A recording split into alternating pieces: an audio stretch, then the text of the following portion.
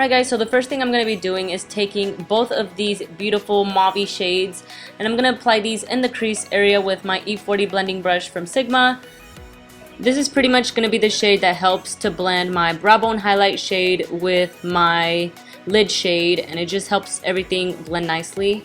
I'm pretty much just generously adding both of these eyeshadows, packing on a couple layers so you can really see my transition shade.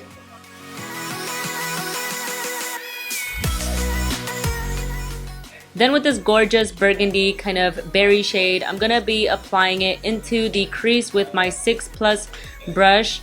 It's like a crease brush, and just really saturating this color in the crease, keeping it below the transition shades that I just applied, because like I always say, you want to see that gradual effect of like a light color and then getting to a darker color, and it's just going to look really nice at the end. So yeah, just place it in the crease. And then I go over with my E40 blending brush from Sigma to just blend out any harsh lines.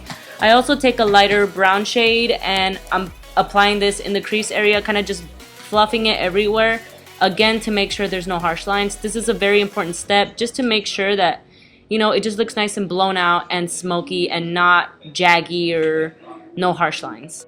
So then I'm going to be taking the darker shade of the palette, and this is just going to help deepen out that crease area, define it a little bit more. If you want to use more of a dark brown or a black, you can do that, but I don't know. I wanted it to be more berryish or mauve-y, you know. So anyways, if you're going clubbing though, you can make it a little darker, but I just love how it looks, you know, just like that. Then I took the shade Wine and Dine from my Holy Grail palette. I know this is limited edition, but I feel like if you want to add the same effect like I just did, it kind of makes it more berry looking or pinkish. Take like a purpley pink shade and trust me, it'll pretty much do the same thing. Then I'm going to take this Revlon stick. I'm going to be using the base side first. It's like a creamy base and I love this color. I've used this glitter stick in one of my past videos. I love it so much, but I realized you have to put a thin layer of this. If you add too much, after it dries out, it kind of looks like a crusty layer on top of your lids, and it looks like it's about to peel off. So be very careful and don't add too much. Just add one thin layer of the base and then one thin layer of the glitter, and trust me, just with those two thin layers, it'll look just as pretty instead of like packing it on and then having then it takes forever to dry too if you pack it on too much. So yeah.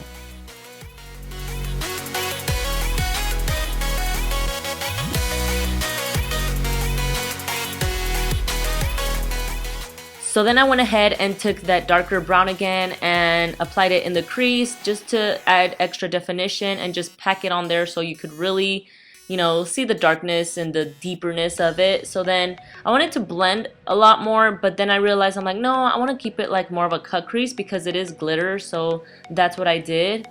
Then I took my NYC Liquid liner in the shade Blackest Black and pretty much did a thick wing and just made it long and just big, because for some reason I've been so obsessed with like big thick wings, so that's what I did.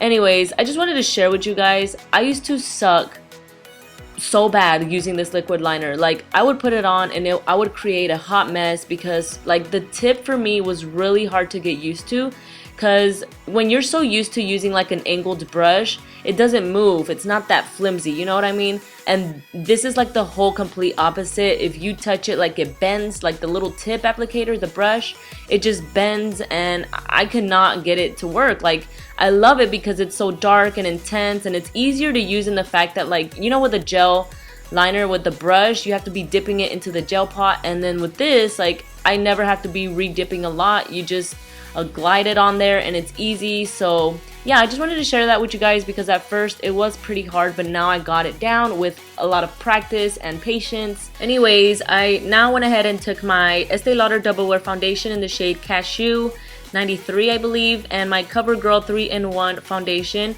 in the shade Golden Tan. I mixed both of them and I just love this duo a lot, this foundation duo.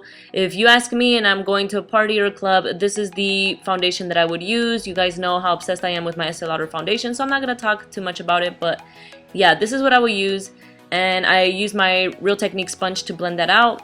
Then I went ahead and took my NYX concealers, one of them in the shade NC4, And then my banana shade, these concealers are amazing. They are so like long wearing and they don't crease as much under my eyes, and the coverage is amazing. So yeah, I take the NC4 one first and then I put the banana one on top. I have been loving the banana shade so much because I feel like it adds like that extra brightness, but like not in a bright way to where it kind of looks white, but in a way where it looks kind of like skin bright. I don't know if you guys know what I mean, but yeah, I have been obsessed with these concealers lately. So yeah, I blended them out with my Real Technique sponge. So then I started to set my under eye area and didn't realize that I really wanted to cream contour because I wanted to use this new product that I've been using a lot. So yeah, I started baking under the eyes and then I was like, no wait, let me cream contour real quick. I hope it's not too late. Anyways, I took the Master contour stick, I believe. It's from Maybelline. It has like a side where you can contour and then a side where you can highlight. This one is in the shade dark. Yeah, dark. So I can't really use the highlight around the eye area or anything like that because it's too dark for me, but the side to contour I love. It gives such a beautiful like natural contour. Every time I contour with this, my sister can't really tell, but I can tell, I guess, because I put it on. But just right there you can see like it adds a little bit of definition, but it's really natural and subtle. So for an everyday cream contour, this is perfect. So I went ahead and did that, and then I finished baking and like setting my under eyes and T-zone area with the RCMA translucent powder. Then I took my contour kit from Anastasia Beverly Hills. I used the shade Fawn and Havana, I believe, and I just contoured kind of to set that cream contour too, using a Sixplus brush.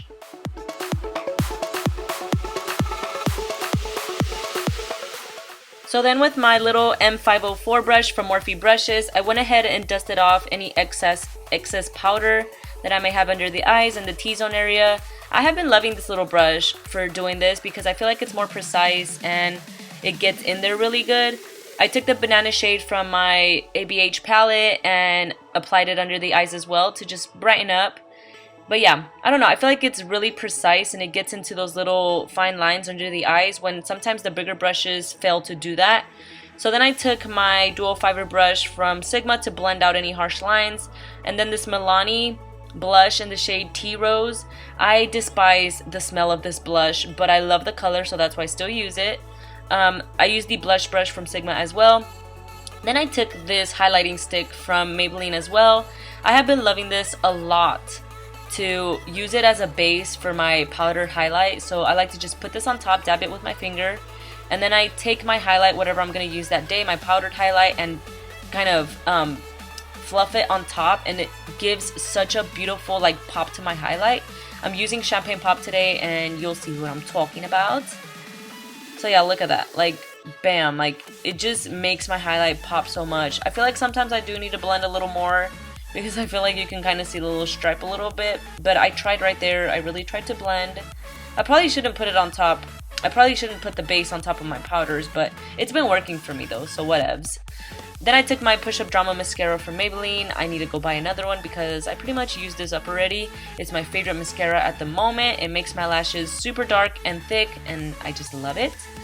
So then I'm going to be taking the darker shade from the Pur Minerals Palette, and with this angled brush, it's like a brow brush, I'm going to be packing it in the really tightly under the lower lash line just to add definition. And then with the Sixplus brush, it's like a crease brush, I'm blowing it out using the two mauve shades that I used for my transition. Yeah, blowing this out. I love this brush a lot to do this because it really smokes it out, but it doesn't bring it too low to where it looks too much. It just does it perfectly. Then I took this lighter brown shade and again just went over everything to make sure there's no harsh lines and it's nice and smoky. Now I took the glitter from that glitter stick that I showed you guys earlier from Revlon and just applied a little bit in the inner part of the lower lash line.